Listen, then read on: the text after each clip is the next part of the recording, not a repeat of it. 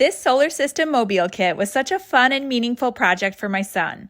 He absolutely loves planets, so being able to paint and build his own solar system made this extra special for him.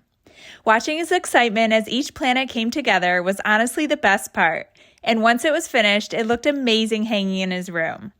This isn't a quick craft, which I actually loved. We spent a good amount of time on it, painting 2 coats on each planet and then adding the glow-in-the-dark layer. It really felt like a hands-on STEM project rather than just another activity, and it kept him engaged the entire time. One tip I definitely want to share is to make sure that you're matching the right planet halves together before painting. We accidentally mixed up Mars and Mercury at first, so we had to repaint half of each one so that they would snap together properly. It wasn't a big deal, but just something to watch out for. I do wish there was a little more glow-in-the-dark paint included so that the glow could be thicker and brighter, but overall, we absolutely love this kit.